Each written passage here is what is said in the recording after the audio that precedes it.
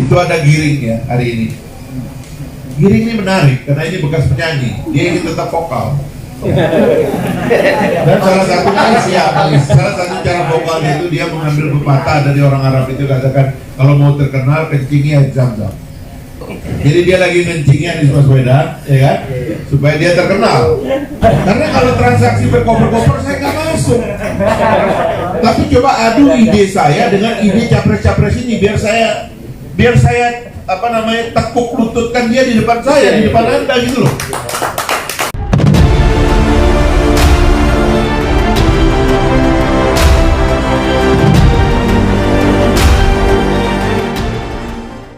Yaitu nyoblos.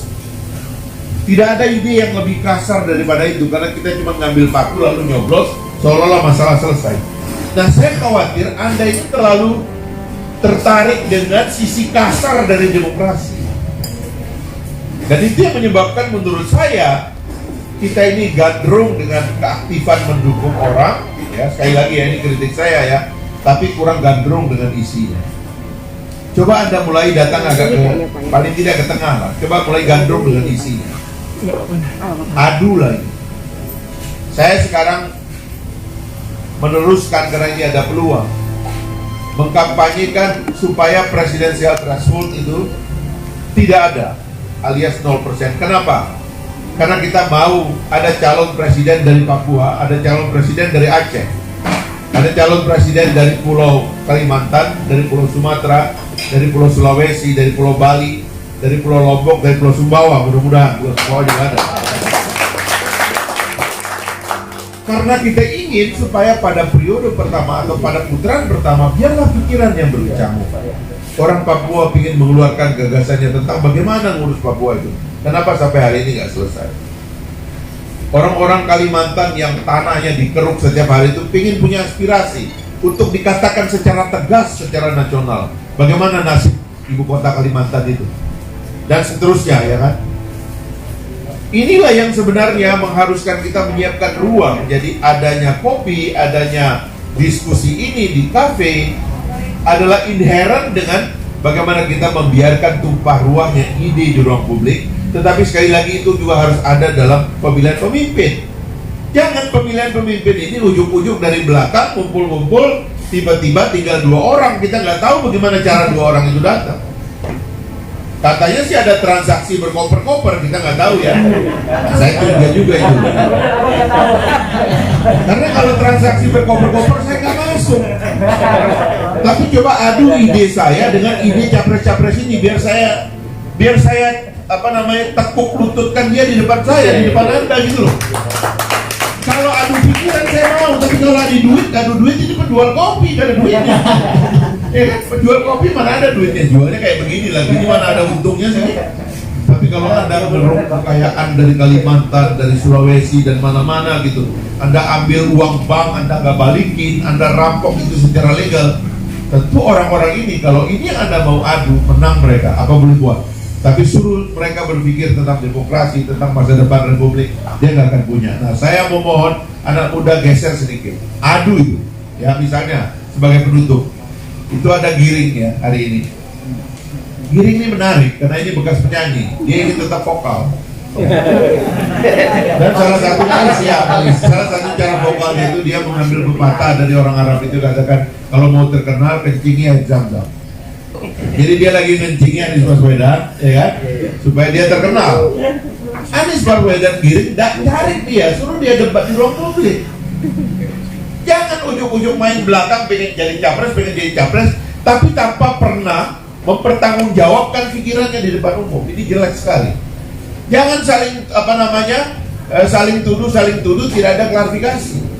Orang-orang ini harus dihadirkan. Anak-anak muda hadirlah di depan publik, berdiskusi dan buka pikiran publik. Karena apakah Anda pikirannya terbuka atau tidak? Karena kalau Anda tidak punya pikiran, orang tahu bahwa Anda sebenarnya tidak punya pikiran. Anda sedang menawarkan soal lain kepada publik, bukan pikiran Anda, tapi mungkin uang Anda, dan itu jelek bagi demokrasi kita. Saya malah kalau mau tarung, lepas baju, masuk gelanggang. Pemimpin ini harus mulai diajarin jadi jagoan. Pemimpin kita itu, atau dalam kultur kita ini, inherent kebudayaan yang jelek juga. Saya mau kasih tahu penyakit orang Indonesia ini bagi yang muda-muda. Ini penyakit yang saya baca setelah saya hampir 20 tahun di dalam struktur negara. Tadinya juga di jalanan begitu, sebagai aktivis di pinggir jalan, lalu masuk ke dalam struktur negara, dan saya sampai di level punya nomor dalam negara ini, karena mobil saya itu pakai RI. Maka saya baca ini yang jelek dari kultur kita ini, kultur bangsa kita ini. Orang Indonesia ini punya dua masalah. Satu masalah yang berat, masalah dasar, dan kedua itu masalah yang agak teknis manajerial sifatnya. Masalah dasarnya itu 3. Yang pertama dan yang paling berat itu adalah feodal. Itu penyakit bangsa kita. Jangan pernah percaya bahwa feodalisme nggak ada. Feodalisme itu ada. Dalam relasi gender itu laki-laki umumnya di Indonesia pakai feodal. Laki-laki gampang tersinggung, pingin mendikte, menganggap dirinya benar. Elit juga demikian. Ya. Banyak kawan-kawan kita ini, mohon maaf ini nanti aktivis-aktivis, begitu udah ada jabatan, udah pakai ajudan, udah nggak kenal dia. Itu feodal itu. Ya. Berat sekali penyakit feodal ini, teman-teman sekalian.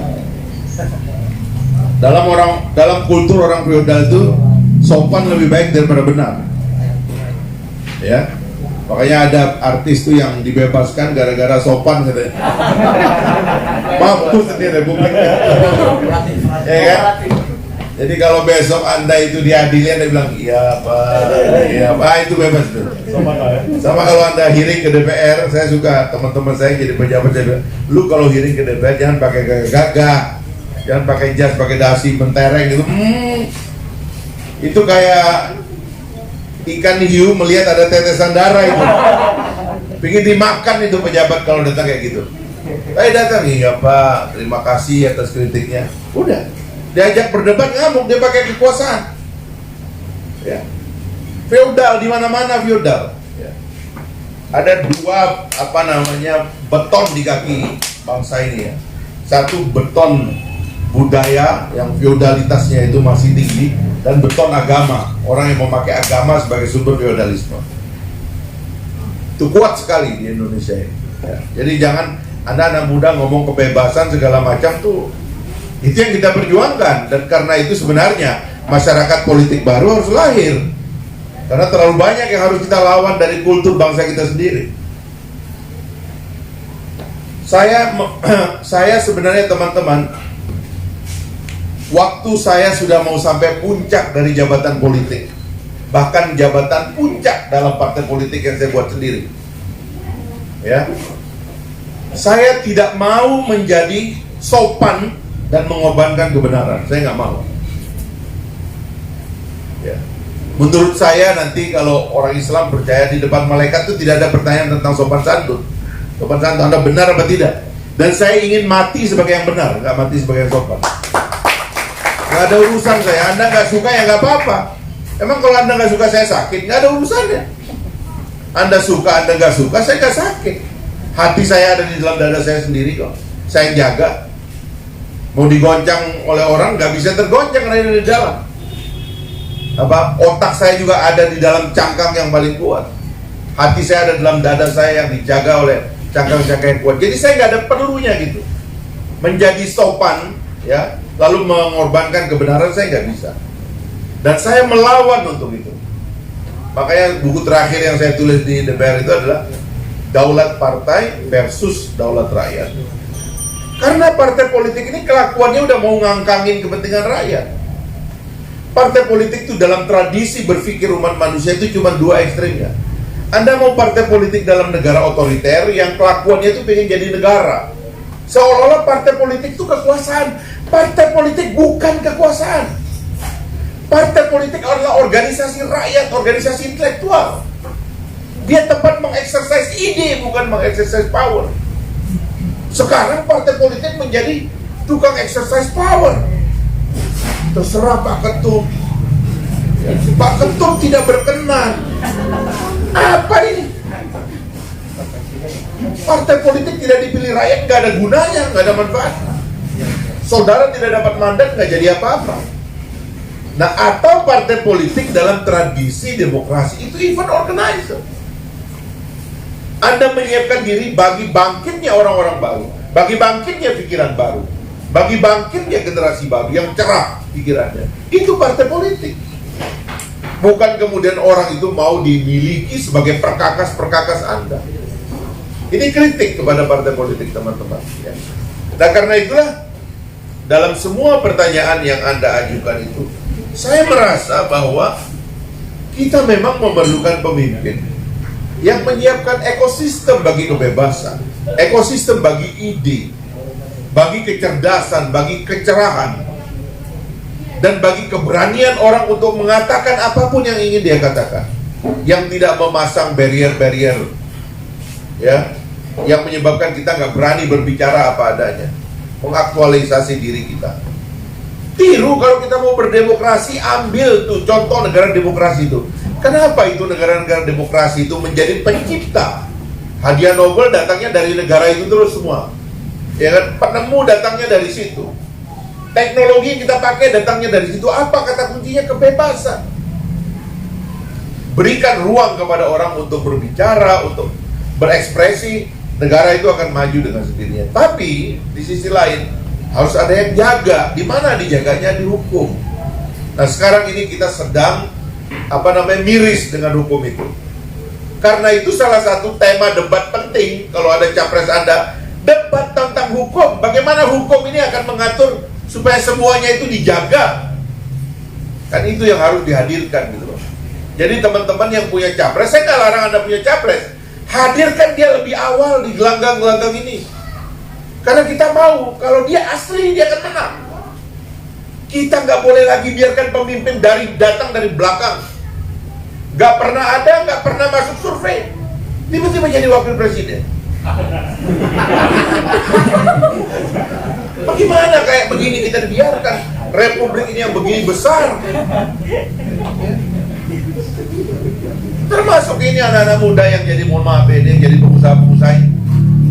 Mungkin politik hari ini sudah meracuni kita dengan uang, tapi Anda harus percaya bahwa kita nggak boleh memenangkan uang dalam politik. Kita menangkan pikiran, kita menangkan ide, kita menangkan idealisme itu dalam politik.